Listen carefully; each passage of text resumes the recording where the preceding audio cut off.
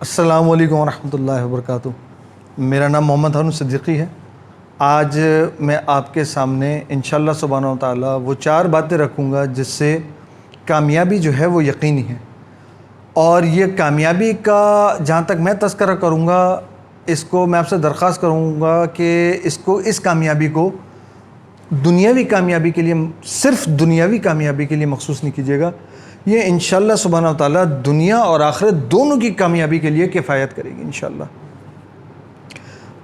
اس امید کے ساتھ کہ انداز بیاں گرچہ میرا شوق نہیں ہے، شاید کہ اتر جائے تیرے دل میں میری بات، تو اس موضوع پہ بہت دفعہ بہت بڑے بڑے لوگوں نے، مطلب کہ جو علم کے اور جسے کہتے ہیں فکر کے، جسے کہتے ہیں کہ کوئی ہمالیہ ہوتے ہیں، انہوں نے بہت دفعہ بات کر چکے ہیں، لیکن مومن کو دوسرے مومن کی یاد دہانی فائدہ دیتی ہے۔ تو اسی سلسلے میں آپ کے سامنے سورہ عصر رکھوں گا۔ جیسے کہ آپ کو پتہ ہے، ہمارے ذہنوں میں کامیابی کا جو تصور ہے کہ اگر تو ہمارے پاس بہت ساری دولت ہے تو ہم لوگ کامیاب ہیں، ہمارے پاس اقتدار ہے تو ہم اس کو کامیابی کی ضمانت سمجھتے ہیں، عیش و عشرت ہے، پاپولر ہیں، ہم لوگ سیلیبریٹی ہیں، تو یہ بڑا لمیٹڈ سا کانسیپٹ ہو جاتا ہے کہ خالی ہم لوگ دنیاوی کامیابی کے پیچھے اپنا ٹائم، اپنی انرجیز، اپنی ریسورسز، وہ تمام چیزیں جو ہیں وہ خرچ کیے ہوئے ہیں۔ اگر تو یہ کامیابی کی دلیل ہوتی تو کامیاب جو ہوتا وہ سب سے زیادہ قارون ہوتا، کیونکہ اس کا خزانہ تو بے شمار تھا۔ اگر تو اقتدار کی بات ہوتی تو سب سے زیادہ جو اپنے اقتدار میں پائے عروج تک پہنچا ہے وہ فرعون ہے، نمرود ہے، لیکن یہ لوگ تو نامراد ہوئے، یہ لوگ کامیاب نہ ہو سکے۔ تمام واقعات جو ہیں وہ قرآن حکیم اور احادیث صحیحہ کی روح سے ہمارے سامنے آ جاتے ہیں، لیکن حضرت ابو ذر غفاری رضی اللہ تعالی عنہ وہ کامیاب ہیں۔ نبی کریم صلوات اللہ وسلم علیہ نے فرمایا کہ اللہ رب العزت کے کچھ بندے ایسے ہوتے ہیں کہ اگر تو اللہ سبحانہ و تعالیٰ کمی بیشی معاف فرمائے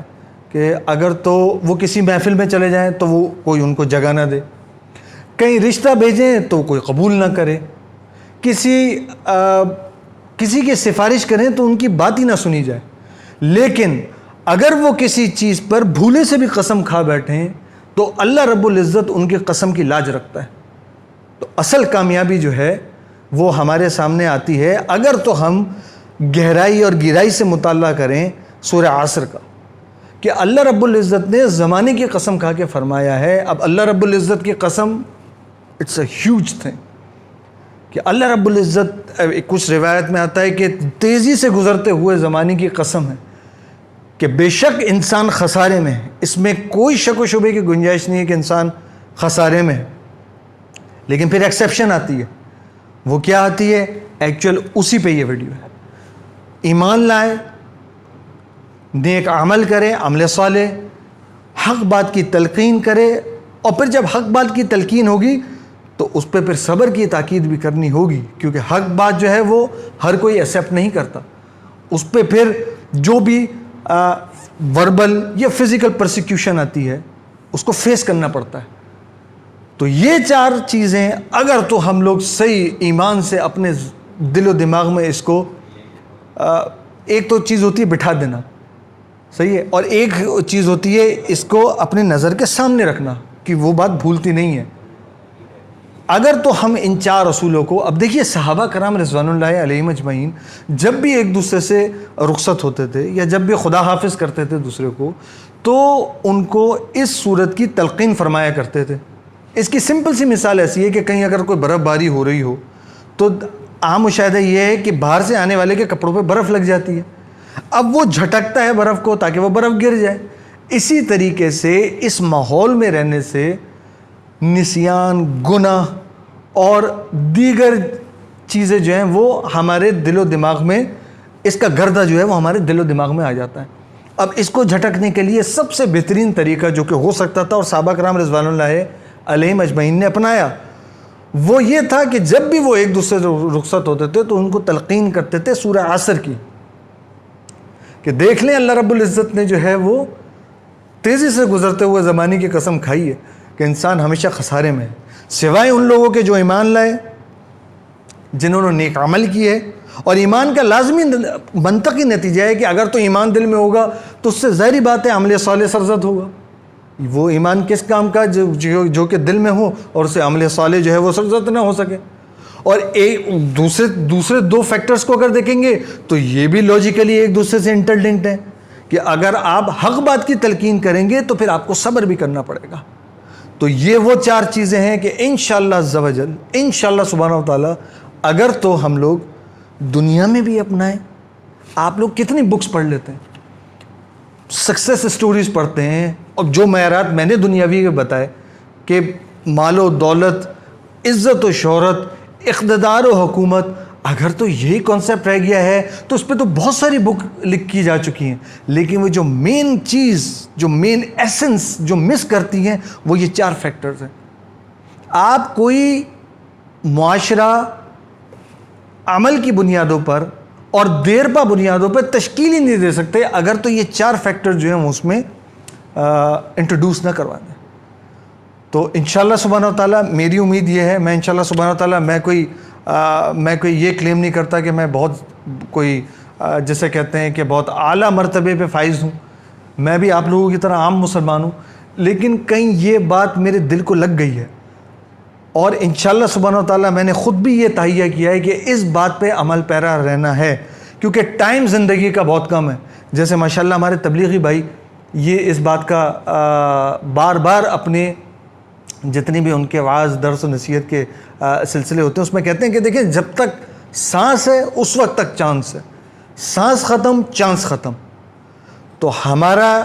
میں آپ سے پھر بڑے مؤدبانہ گزارش کرتا ہوں کہ یہ چار چیزوں کو اپنی زندگی میں لائیے. اس کے بعد 7 ہیبٹس آف افیکٹو پیپل پڑھیں، آپ سکسیس کو، کوڈ آف سکسیس پڑھیں، سیکرٹ آف سکسیس پڑھیں. ان چار فیکٹرز کی بنیاد پر اگر آپ لے کے چلیں گے ان کو، کیونکہ رائے ہدایت اگر پا جاتا ہے بندہ تو انشاءاللہ سبحانہ وتعالیٰ اس کے بعد دولت ہوتی ہے تو وہ علل تللو میں نہیں خرچ کرے گا.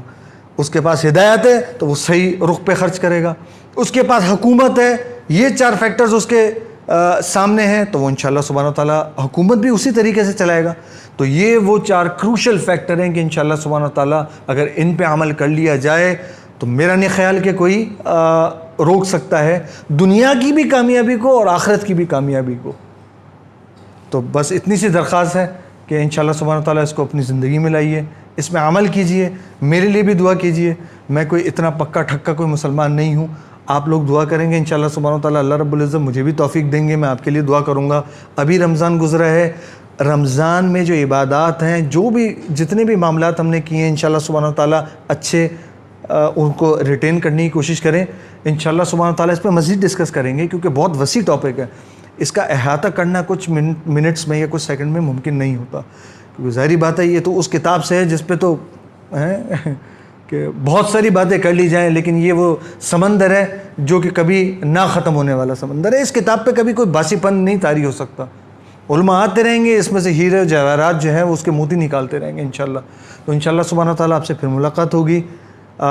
میں آپ سے درخواست کروں گا کہ اگر تو یہ ویڈیو آپ کو پسند آئی ہے تو کائنڈلی پلیز لائک کیجئے گا، سبسکرائب کیجئے گا اور بیل آئیکن کو کلک کیجئے گا صدقہ جاریہ کی نیت سے. خدا رہا اس میں کوئی شہرت مقصود نہیں ہے، جسٹ ایک آپ کو میسج اور یار دہانی، کیونکہ یار دہانی جو ہے وہ مومن کو فائدہ دیتی ہے. اپنا بہت خیال رکھیے گا، اپنا ملک کا بہت خیال رکھیے گا، اپنے والدین کا بہت خیال رکھیے گا. السلام علیکم ورحمۃ اللہ وبرکاتہ.